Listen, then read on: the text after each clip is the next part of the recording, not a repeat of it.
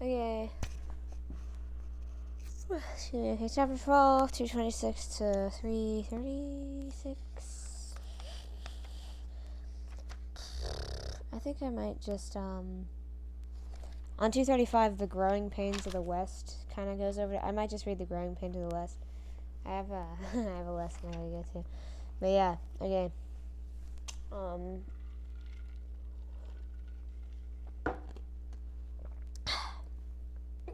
Excuse me. Okay, 226. The War of 1812 was an especially divisive and ill-fought war. There was no burning national anger as there had been in 1807 following the Chesapeake outrage. The supreme lesson of the conflict was folly of leading a divided and apathetic people into war. And yet, despite the unimpressive military outcome and even less decisive negotiated peace, Americans came out of the war with a renewed sense of nationhood. For the next dozen years, an awakened spirit of nationalism would inspire activities ranging from protecting manufacturing to building roads to defending the authority of the federal government over the states. On to Canada over land and lakes.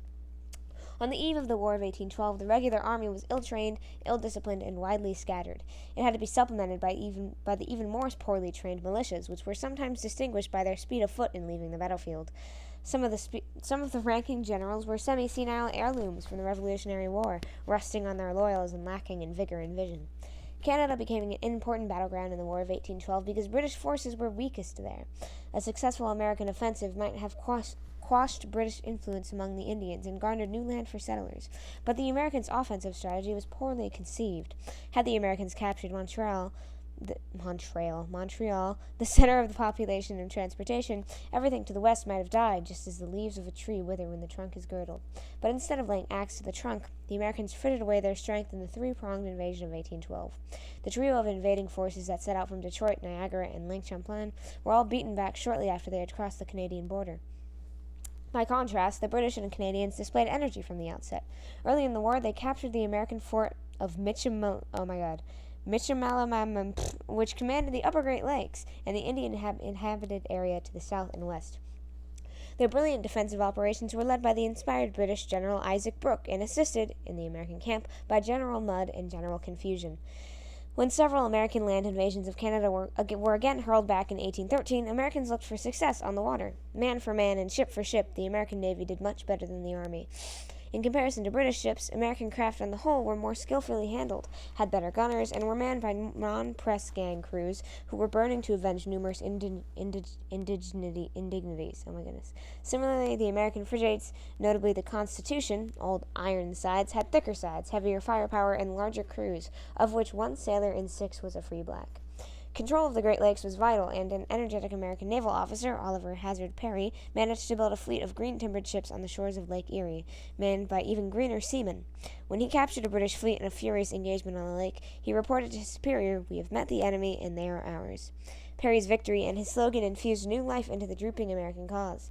Forced to withdraw from Detroit and Fort Malden, the retreating Redcoats were overtaken by General Harrison's army and beaten at the Battle of the Thames in October 1813. Excuse me. Despite these successes, the Americans, by late 1814, far from invading Canada, were grimly defending their own soil against the invading British. Napoleon's European adversaries had vanquished him, temporarily, as it turned out, in mid-1814, and had exiled the dangerous despot to the Mediterranean side of Elba.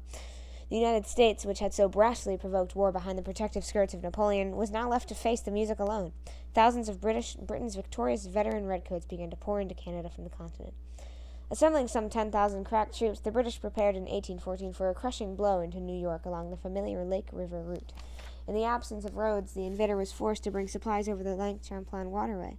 A weaker American fleet, commanded by the 30-year-old Thomas Mackintosh, challenged the British. The ensuing battle was desperately fought near Plattsburgh on September 11, 1814, on floating slaughterhouses.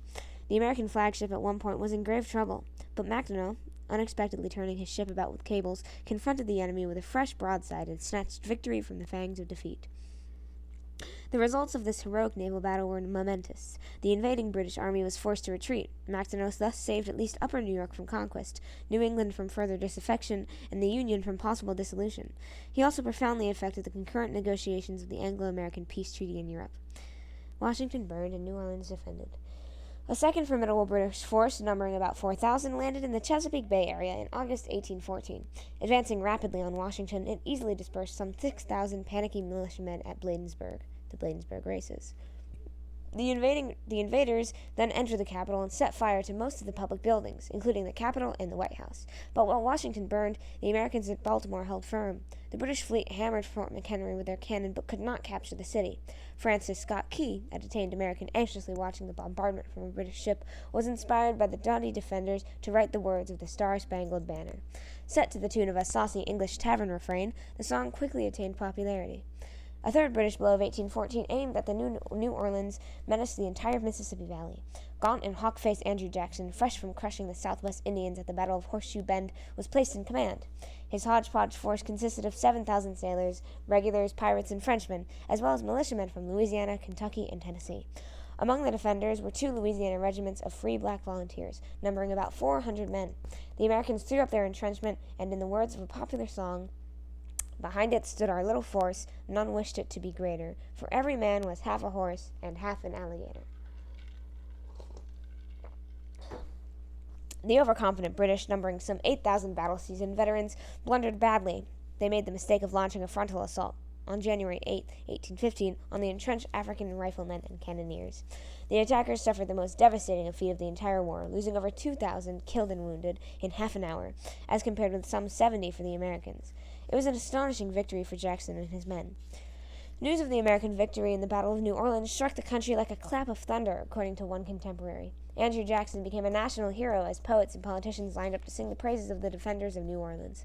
It hardly mattered when the word arrived that a peace treaty had been signed in Ghent, Belgium, ending the war 2 weeks before the battle. The United States had fought for honor as much as material gain.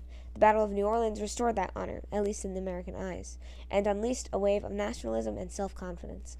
Its wrath aroused, the Royal Navy had finally retaliated by throwing a ruinous naval blockade along America's coast and by landing raiding parties almost at will. American economic life, including fishing, was crippled. Customs revenues were choked off, and near the end of the war, the bankrupt Treasury was unable to meet its maturing obligations. Excuse me, that was a crunch. The Treaty of Ghent. Tsar Alexander I of Russia, feeling hard-pressed by Napoleon's army and not wanting his British ally to fritter away its strength in America, had proposed mediation between the clashing Anglo-Saxon cousins as early as 1812. The Tsar's feeler eventually set in motion the machinery that brought 5 American peacemakers to the quaint Belgian city of Ghent in 1814. The bickering group was headed by early rising, puritanical John Quincy Adams, son of John Adams, who deplored the late hour-card playing of his high-living colleague Henry Clay. Confident after their military successes, the British envoys made sweeping demands for neutralized Indian buffer state in the Great Lakes region, control of the Great Lakes, and a substantial part of conquered Maine. The Americans flatly rejected these terms, and the talks appeared stalemated. But news of British reverses in upper New York and Baltimore, and increasing war readiness in Britain, made London more willing to compromise. Preoccupied with redrafting Napoleon's map of Europe at the Congress of Vienna and eyeing still dangerous France, the British lion resigned itself to licking its wound. The Treaty of Ghent, signed on Christmas Eve 1814, was essentially an armistice. Both sides simply agreed to stop fighting and to restore conquered territory. No mention was made of these grievances for which America had ostensibly fought: the Indian menace, search and seizure, orders in council, impressment, and confiscations. These discreet omissions have often been cited as further evidence of the insincerity of the war hawks. Rather, they're proof that the Americans had not managed to defeat the British. With neither side able to impose its will, the treaty negotiations, like the war itself, ended as a virtual draw. Relieved Americans boasted not 1 inch of territory ceded or lost, a phrase that contrasted strangely with the "On to Canada" rallying cry at the war's outset. Federalist grievances at the Hartford Convention. Defiant New England remained a problem. It prospered during the conflict, owing largely to illicit trade with the enemy in Canada and to the absence of a British blockade until 1814. But the embittered opposition of the Federalists to the war continued unabated. As the war dragged on, New England extremists became more vocal. A small minority of them proposed secession from the Union, or at least a separate peace with Britain. Ugly rumors were afloat about blue-light Federalists, treacherous New Englanders who supposedly flashed lanterns on the shore so that blockading British cruisers would be alerted to the attempted escape of American ships. The most spectacular manifestation of Federalist discontent was the ill-omened Hartford Convention. Late in 1814, when the capture of New Orleans seemed imminent, Massachusetts issued a call for a convention at Hartford, Connecticut. The states of Massachusetts, Connecticut, and Rhode Island dispatched full delegations. Neighboring New Hampshire and Vermont sent partial representation. This group of prominent men, 26 in all, met in complete secrecy for about 3 weeks, December 15, 1814 to January 5, 1815, to discuss their grievances and to seek redress for their wrongs. In truth, the Hartford Convention was actually less radical than the alarmists supposed. Though a minority of delegates gave vent to the wild talk of secession, the convention's final report was quite moderate. It demanded financial assistance from Washington to compensate for lost trade and proposed constitutional amendments for requiring a 2/3 vote in Congress before an embargo could be imposed. New states admitted or war declared. Most of the demands reflected Federalist fears that a once proud New England was falling subservient to an agrarian South and West. Delegates sought to abolish the 3/5 clause of the Constitution, which allowed the South to count a portion of its slaves in calculating proportional representation, to limit presidents to a single term, and to prohibit the election of 2 successive presidents from the same state. This last clause was aimed at the much-resented Virginia dynasty. By 1814, a Virginian had been president for all but 4 years in the Republic's quarter-century of life. 3 special envoys from Massachusetts carried these demands to the burned-out capital of Washington. The trio arrived just in time to be overwhelmed by the glorious news from New Orleans, followed by that from Ghent.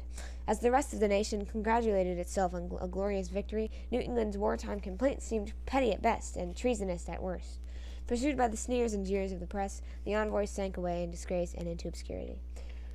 The Hartford resolutions, as it turned out, were the death dirge of the Federalist Party. The Federalists were never again to mount a successful presidential campaign. Federalist doctrines of disunity, which long survived the party, blazed a portentous trail. Until 1815, there was more far talk of nullification and secession in New England than in any other section, including the South. The outright flouting of the Jeffersonian embargo and the later crippling of the war effort were the 2 most damaging acts of the nullification in America prior to the events leading to the Civil War. The Second War for American Independence. The War of 1812 was a small war, involving about 6,000 Americans killed or wounded. It was but a footnote to the mighty European conflagration that had been ignited by the French Revolution and Napoleon's imperial ambitions. In 1812, when Napoleon invaded Russia with about 500,000 men, Madison tried to invade Canada with about 5,000 men. But as the American conflict was globally unimportant, it had huge consequence for the United States. The Republic had shown that it would take sword in hand to resist what it regarded as grievous wrongs. Other nations developed a new respect for America's fighting prowess. Naval officers like Perry and Macdonough were the most effective type of negotiators. The hot breath of their broadsides spoke the most eloquent diplomatic language. America's emissaries abroad were henceforth treated with less scorn. In a diplomatic sense, if not in a military sense, the conflict could be called the Second War for American Independence. A new nation, moreover, was welded in the roaring furnace of armed conflict. Sectionalism, now identified with discredited New England Federalists, was dealt a black eye. The painful events of the war glaringly revealed, as perhaps nothing else could have done, the folly of sectional disunity. In a sense that the most conspicuous casualty of the war was the Federalist Party. War heroes emerged, especially the 2 Indian fighters Andrew Jackson and William Henry Harrison. Both of them were to become president. Left in the lurch by their British friends at Ghent, the Indians were forced to make such terms as they could. They reluctantly consented, in a series of treaties, to relinquish vast areas of forested land north of the Ohio River. Manufacturing prospered behind the wooden wall of the British blockade. In both an economic and diplomatic sense, the War of 1812 bred greater American independence. The industries that were thus stimulated by the fighting rendered America less dependent on Europe's workshops. Canadian patriotism and nationalism also received a powerful stimulus from the clash. Many Canadians felt betrayed by the Treaty of Ghent. They were especially aggrieved by the failure to secure an Indian buffer state or even mastery of the Great Lakes. Canadians fully expected the frustrated Yankees to return, and for a time the Americans and British engaged in a floating arms race on the Great Lakes. But in 1817, the Rush-Bagot Agreement between Britain and the United States severely limited naval armament on the lakes. Better relations brought the last border fortifications down in the 1870s, with the happy result that the United States and Canada came to share the world's longest unfortified boundary, 5,527 miles long. After Napoleon's final defeat at Waterloo in June 1815, Europe slumped into a peace of exhaustion. Deposed monarchs returned to battered thrones as the Old World took the railroad road back to conservatism, illiberalism, and reaction. But the American people were largely unaffected by these European developments. Turning their backs on the Old World, they faced resolutely toward the untamed West and toward the task of building their democracy. Nascent nationalism, the most impressive byproduct of the War of 1812 was a heightened nationalism, the spirit of nation consciousness or national oneness. America may not have fought the war as one nation, but it emerged as one nation. The changed mood even manifested itself in the birth of a distinctively national literature. Washington Irving and James Fenimore Cooper attained international recognition in the 1820s, significantly as the nation's first writers of importance to use American scenes and themes. School textbooks, often British in an earlier era, were now being written by Americans for Americans. In the world of magazines, the highly intellectual North American Review began publication in 1815, the year of the triumph at New Orleans. Even American painters increasingly celebrated their native landscapes on their canvases. A fresh nationalistic spirit could be recognized in many other areas as well. The rising tide of nation consciousness even touched finance. A revived Bank of the United States was voted by Congress in 1816. A more handsome national capital began to rise from the ashes of Washington. The Army was expanded to 10,000 men. The Navy further covered itself with glory in 1815 when it administered a thorough beating to the piratical plunderers of North Africa. Stephen Decatur, a naval hero of the War of 1812 and of the Barbary Coast expeditions, pungently captured the country's nationalist mood in a famous toast made on his return from the Mediterranean campaigns. Our country, in her intercourse with foreign nations, may she always be in the right, but our country, right or wrong. The American system. Nationalism likewise manifested itself in manufacturing.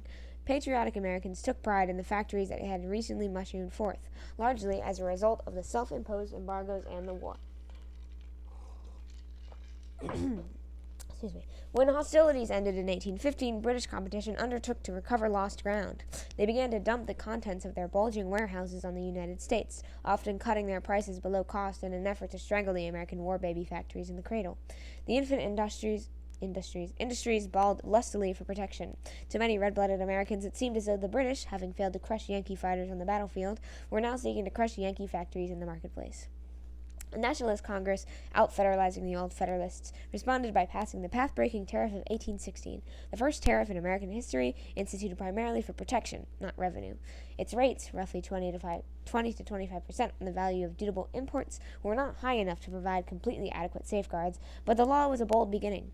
A strongly protective trend was started that simulated the appetites of the protected for more protection. Nationalism was further highlighted by a grandiose plan of Henry Clay for developing a profitable home market. Still radiating the nationalism of war hawk days, he threw himself behind an elaborate scheme known by 1824 as the American System. This system had three main parts. It began with a strong banking system, which would provide easy and abundant credit. Clay also advocated a protective tariff behind which Eastern manufacturing would flourish. Revenues gushing from the tariff would provide funds for the third component of the American system, a network of roads and canals, especially in the burgeoning Ohio Valley. Through these new arteries of transportation would flow foodstuffs and raw materials from the south and west to the north and east. In exchange, a stream of manufactured goods would flow in return direction, knitting the country together economically and politically.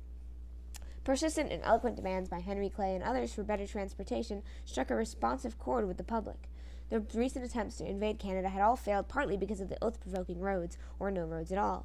People who have dug wagons out of hub-deep mud do not quickly forget their blisters and backaches.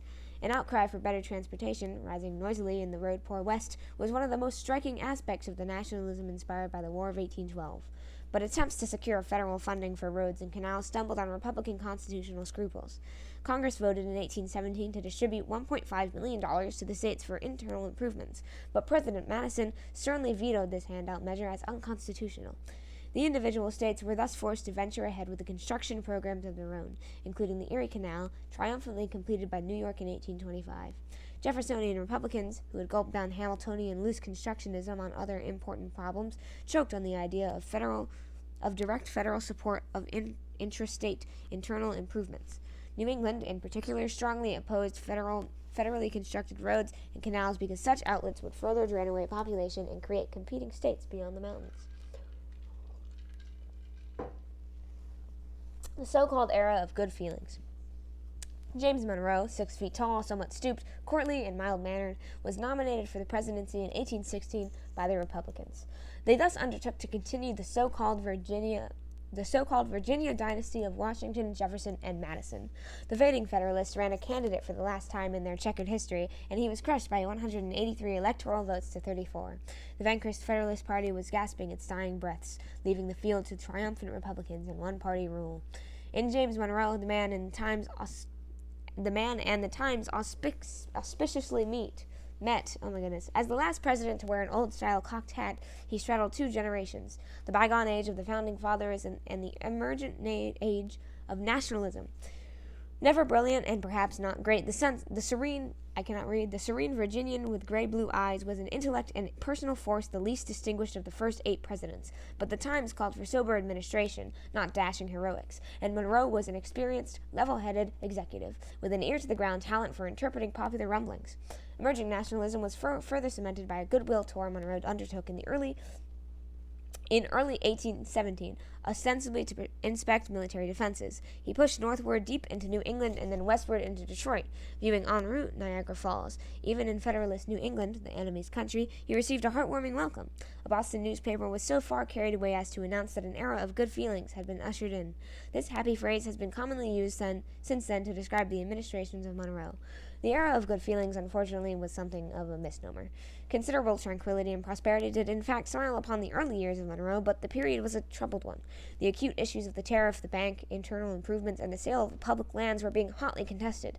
Sectionalism was crystallizing, and the conflict over slavery was beginning to raise its hideous head.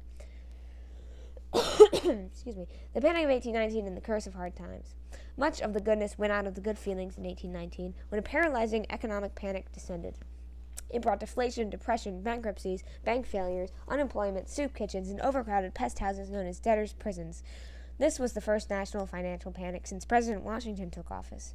Many factors contributed to the catastrophe of 1819, but looming large was the overspeculation of frontier lands. The Bank of the United States, through its western branches, had become deeply involved in this popular type of outdoor gambling. Financial paralysis from the panic, which lasted in some degree for several years, gave a rude setback to the nationalistic ardor. The West was especially hard hit when the pinch came. The Bank of the United States forced the speculative wildcat Western banks to the wall and foreclosed mortgages on countless farms. All this was technically legal, but politically unwise. In the eyes of the Western debtor, the Nationalist Bank of the United States soon became a kind of financial devil.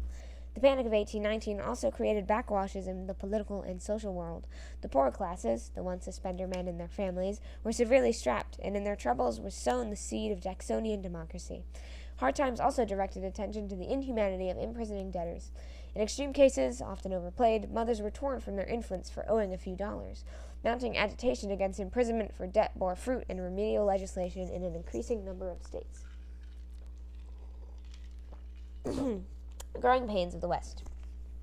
The onward march of the West continued. 9 frontier states had joined the original 13 between 1791 and 1819. With an eye to preserving the north-south sectional balance, most of these commonwealths had been admitted alternately, free or slave. Why this explosive expansion? In part, it was simply a continuation of a generations-old westward movement, which had been going on since early colonial days. In addition, the siren song of cheap land, the Ohio fever, had a special appeal to European immigrants. Eager newcomers from abroad were beginning to stream down the gangplanks in impressive numbers, especially after the war of boycotts and bullets. Land exhaustion in the older tobacco states, where the soil was mined rather than cultivated, likewise drove people westward. Glib speculators accepted small down payments, making it easier to buy new holdings. The westward boom was stimulated by additional developments. Acute economic distress during the embargo years turned many pinched faces toward the setting sun. The crushing of the Indians in the northwest and south by Generals Harrison and Jackson pacified the frontier and opened up vast virgin tracts of land. The building of highways improved the land routes to the Ohio Valley. Noteworthy was the Cumberland Road, begun in 1811, which ran ultimately from western Maryland to Illinois. The use of the first steamboat on western waters, also in 1811, heralded a new era of upstream navigation. But the West, despite the inflow of settlers, was still weak in population and influence. Not potent enough politically to make its voice heard, it was forced to ally itself with other sections. Thus strengthened, it demanded cheap acreage and partially achieved its goal in the Land Act of 1820, which authorized a buyer to purchase 80 virgin acres at a minimum of $1.25 an acre in cash. The West also demanded cheap transportation and slowly got it, despite the constitutional qualms of the presidents and the hostility of Easterners. Finally, the West demanded cheap money, issued by its own wildcat banks, and fought the powerful Bank of the United States to attain its goal. Okay, that's all I'm going to read because I got to go soon. Okay.